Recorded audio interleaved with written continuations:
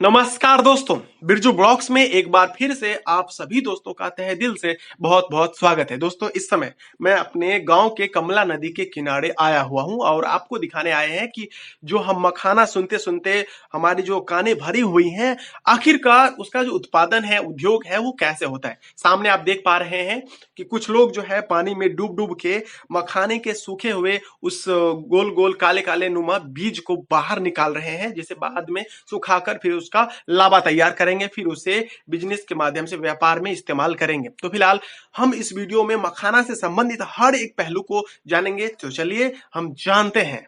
देखिए, मखान यानी मखाना एक हल्का फुल्का स्नैक्स की तरह ही है, जिसे हम सूखे मेवों में शामिल करते हैं। इसे रोजाना तौर पर सही तरीके से हम अपनी डाइट में इसे शामिल करें तो इसके अनगिनत सेहत लाभ भी हम पा सकते हैं। भारत के लगभग हर हिस्से में इसे खाया जाता है, लेकिन ज्यादातर लोगों को शायद मालूम नहीं है कि मखाना यानी मखान बनता कैसे है। तो आइए हम आपको बताई देते हैं। देखिए, बिहार के ना मिथिलांचल में दरभंगा, मधुबनी, समस्तीपुर, सहरसा, सुपौल, सीतामढ़ी, पूर्णिया, कटिहार आदि जिलों में मखाने की खेती सर्वाधिक तौर पे होती है, जो कि देश का यानी भारत का कुल मखाना खेती का लगभग 80% भाग है, यानी 80% भाग है। कई क्षेत्रों में मखाना को लावा भी कहते हैं। इसके अलावा भी इसके दो अन्य विदेशी नाम भी है जो हम जिक्र नहीं कर रहे हैं इस समय। देखिए, मखाना की खेती उथले पानी वाले तालाबों, झील, दलदली नदियों क्षेत्रों के शांत पानी में की जाती है। इसके बीज सफेद और छोटे छोटे होते हैं।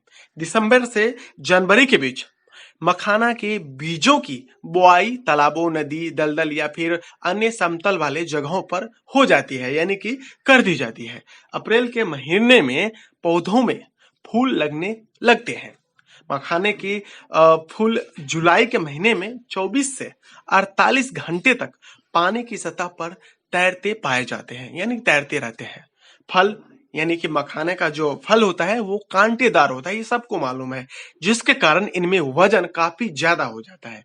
बाद में यह पानी के नीचे जाकर बैठ जाता है, यानी कि ये जो फल है पानी के नीचे जाकर बैठ जाता है।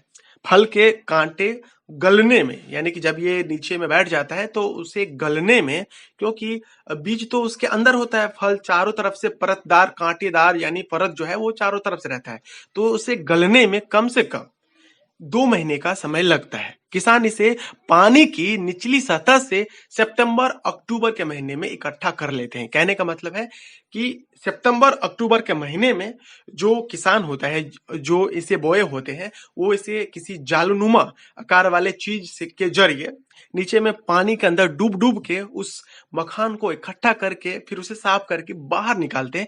जैसा कि आप वीडियो में कई मिनटों से देखते आ रहे हैं। हालांकि वीडियो का जो जूमिंग पावर है काफी खराब है, यानी कैमरे का, इस वजह से आप साफ साफ तो उतना क्लियर नहीं देख पा रहे हैं, लेकिन जानकारी जो हम आपको देख रहे हैं यानी दे रहे हैं वो 100% सही और सटीक है और उपयोगी है। इसके बाद यानी मखाने की इसके बाद अगली प्रक्रिया प्रारंभ हो जाती है।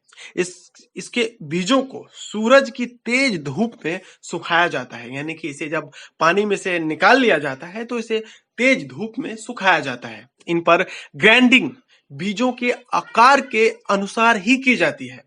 इसके बाद मखाना बनकर तैयार हो जाता है। कई शब्दों में तो इसे लावा भी कहते हैं और हम भी लावा कहते हैं। जब तक इस मखाने पर काला परत होता है, यानी पक्की परत होता है, मोटी परत होता है, तो हम इसे मखान या मखाना कहते हैं। फिर बाद में जब इसे भूजा जाता है तो इसे हम मखाना के अलावा लावा कहने लगते हैं। देखिए, मखाना का सबसे बड़ा लाभ यह है कि इसे उगाने के लिए खाद या कीटनाशक का इस्तेमाल नहीं होता है, इसलिए ऑर्गेनिक यानी इसलिए इसे ऑर्गेनिक भोजन भी कहा जाता है।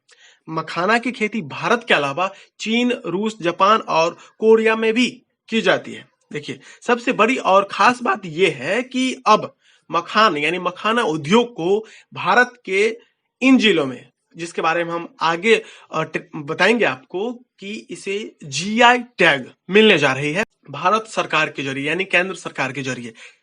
जिससे इसकी पूरी दुनिया में प्रचार प्रसार और व्यापार हो पाएगा। अगर आप मधुबनी के अलावा किसी अन्य जगह से वीडियो देख रहे हैं तो आपको जानकर हैरानी होगी कि मधुबनी में ही ज्यादातर लोग दरभंगा को संबोधित करते हैं, लेकिन मधुबनी में ही मखाना की खेती की शुरुआत हुई थी, क्योंकि सन 1954 के बिहार गजेटियर में इसका जिक्र है।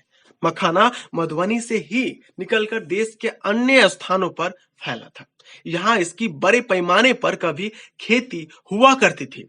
दरभंगा महाराज के शासनकाल में मखाना की खेती दरभंगा और मधुबनी जिले में बड़े पैमाने पर होने लगी थी। अनुमानत इसकी खेती सन 1800 से पूर्व ही शुरू हुई। दरभंगा महाराज का शासनकाल 800 ईस्वी से ही पूर्व की है।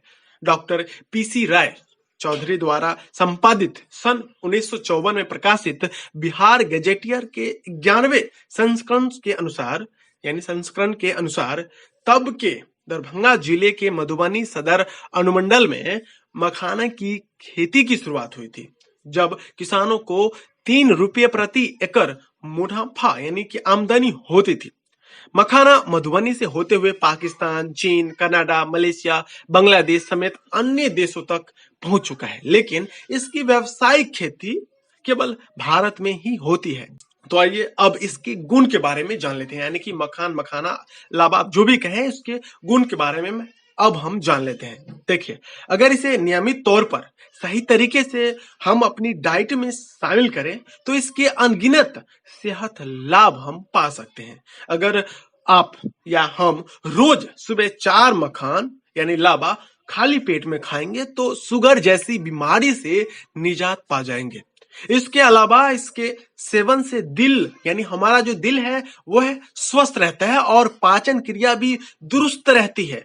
साथ ही तनाव का कम होना, जोड़ों का दर्द दूर होना, यानी कि जहां पे गांठ रहता है उसका दर्द आसानी से गायब हो जाता है। पाचन में सुधार, किडनी को मजबूत रखना आदि बीमारियों से आप आजाद हो सकते हैं। तो दोस्तों, उम्मीद है कि आज के यह जानकारी और यह वीडियो आपको काफी यूजफुल उपयोगी लगी होगी। तो इस वीडियो को एक प्यारा सा लाइक कर दीजिए, साथ ही कमेंट करना मत भूलिएगा कि इस वीडियो में आपको क्या ऐसी जानकारी मिली जो आप नहीं जानते थे। और हाँ, चैनल पर पहली बार वीडियो देख रहे हैं और इस तरह के ग्रामीण ब्लॉग आगे भी आप देखना पसंद करेंगे, उसके लिए हमारे इस चैनल को सब्सक्राइब कर लीजिए और बेल आइकन को दबाकर उसे ऑल पर सेलेक्ट कर दीजिए। इससे क्या होगा कि जब भी हम कोई वीडियो अपलोड करेंगे उसका सीधा नोटिफिकेशन आपके मोबाइल पर जा पाएगा और आप उस वीडियो को आसानी से देख पाएंगे। तो चलिए मिलते हैं एक अलग वीडियो में, नए वीडियो में। वीडियो देखने के लिए आप सभी दोस्तों का तहे दिल से बहुत बहुत धन्यवाद।